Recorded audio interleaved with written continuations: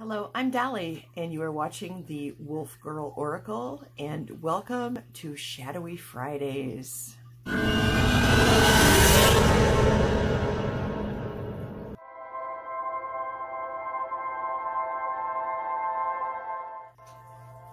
Doing some shadow work, well, that sounds like it could be a little ominous. I mean, shadow work.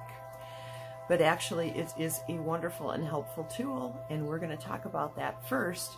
But before we do, I want to kind of give a disclaimer. If you are suffering from any form of mental illness or have severe depression, before you try to do shadow work, you really should consult with your physicians first, because this can bring out some repressed feelings that, might hurt you if you are suffering from mental illness or from depression. So talk to your doctor first, okay? And as always, this is for entertainment purposes only. There are two distinct parts to yourself. The first part is your ego. That's the part that you show everyone around you. It's the face that you wear that you want everyone to see. But there's another part of you, and it follows you everywhere you go, and that is your shadow. The shadow side of you is very private. Your shadow side is everything about you that you find undesirable. And your shadow side is the part of you that you hide away from everyone, including yourself sometimes. Shadow work is working with your unconscious mind. By working with your unconscious mind, you can uncover parts of yourself that you want to try to repress or suppress. This can include trauma or parts of your personality that you subconsciously find undesirable. The shadows are full of things that are thought to be bad, ugly, shameful, strange, or socially unacceptable. Our shadows are also full of memories where we were negatively condemned, shunned, denied, or rejected by the people that we love or looked up to. We repress these things because as kids we learned to show others all the things that gave us praise and acceptance, and repress all the things that were not accepted. The problem is, once those shadowy things about us are repressed, it can come back to haunt us, come back to sabotage our lives. The shadows in times of stress, anger, temptation, or exhaustion start a war inside of ourselves that fight for control over how we handle our lives.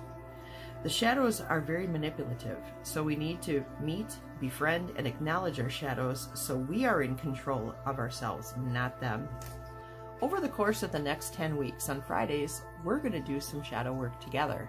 The questions I'm going to give you are inspired from several different shadow work sources.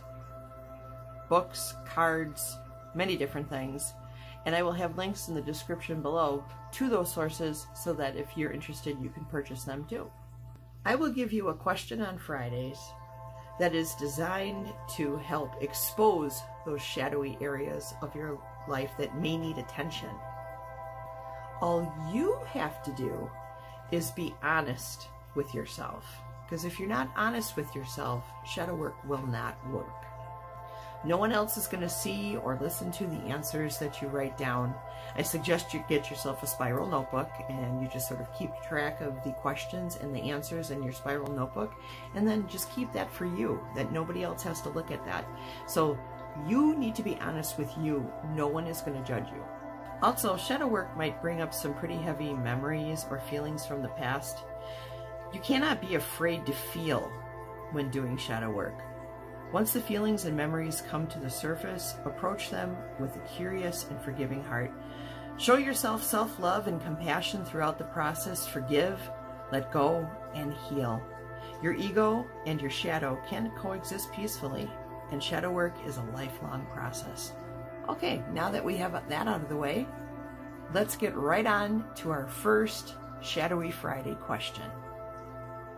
Does the way you treat other people reflect how you treat yourself? Think about that question, write it down, and then answer it. And it's okay if you take a couple days to do that. I'm also going to give you guys a shadow healing card that you can think about. So this is the Shadow Healing Aboriginal Guidance Cards. And I will put a link in the description below. I got them on Amazon.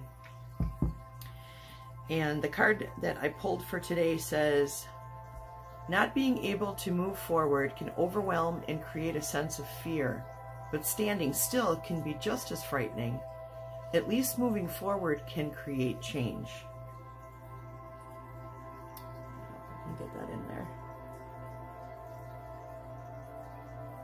Can you see that? I hope so. Anyways, that's your shadow work exercises for this Friday. Tune in again next Friday and we will go on to question number 2. And remember, this is going to go on for 10 weeks. So get yourself that spiral notebook, write down your questions and answers, take your time, be honest with yourself, and let's all heal together, okay? Thanks for watching, everybody. I love you. Take care. Mwah. Okay, bye-bye.